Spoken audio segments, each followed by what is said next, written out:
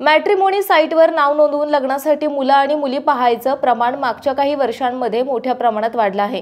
पण याचमुळे फसवणूकही मोठ्या प्रमाणावर होताना दिसत आहे। पुण्यातल्या एकाने मॅट्रिमोनी साईटवर नोंदणी करून तब्बल 25 महिलांना फसवल्याचा धक्कादायक प्रकार समोर आला आहे। या आरोपीने महिलांना लग्नाचं आमिष दाखवलं आणि त्यांच्याकडून पैसे उकळले, तसंच त्यांच्यासोबत शारीरिक संबंधही ठेवले असा आरोप करण्यात येत आहे। फिरोज शेख असं या आरोपीचं नाव आहे। तो 32 वर्षांचा आहे। एका घटस्फोटित महिलेमुळे पुण्याचा हा भामटा पोलिसांच्या जाळ्यात अडकला। या घटस्फोटित महिलेने पुन्हा एकदा लग्न करण्यासाठी मॅट्रिमोनी साईटवर नाव नोंदवलं। फिरोजने या महिलेला पाहिलं आणि तिचा नंबर मिळवला। मग दोघांमध्येही लग्नाची बोलणी सुरू झाली। ही बोलणी सुरू असतानाच फिरोजने व्यवसायात अडचण आणि ब्रेन ट्यूमर झाल्याचं कारण महिलेला सांगितलं। फिरोजची परिस्थिती पाहून महिलेने त्याला 1,59,000 रुपये रोख आणि 8,25,000चे दागिने घेतले।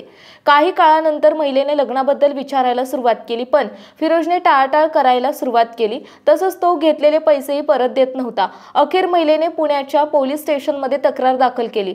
महिलेच्या तक्रारीनंतर पोलिसांनी गुन्हा दाखल केला आणि फिरोजला अटक केली। फिरोजला अटक केल्यानंतर पोलिसांनी चौकशी केली असता आणखी धक्कादायक माहिती समोर आली। फिरोज यांनी आतापर्यंत 25 महिलांची लग्नाचं आमिष दाखवून फसवणूक केली असल्याचं तपासात उघड झालं आहे। फिरोजने इतक्या मुलींची फसवणूक केली असली तरी अब्रू नुकसानीच्या भीतीने या महिला समोर आल्या नाहीत। पोलिसांनी मात्र फिरोजने ज्यांची फसवणूक केली आहे अशा महिलांनी समोर यावं असं आवाहन केलं आहे। फिरोज हा सराईत गुन्हेगार असल्याचंही तपासात समोर आलं आहे। याआधी फिरोजवर इंदापूरमध्येही फसवणुकीचा गुन्हा दाखल आहे। लग्नाचं आमिष दाखवून महिलांची फसवणूक करण्यात फिरोज सोबत एका महिलेचाही समावेश असल्याचा संशय पोलिसांना आहे।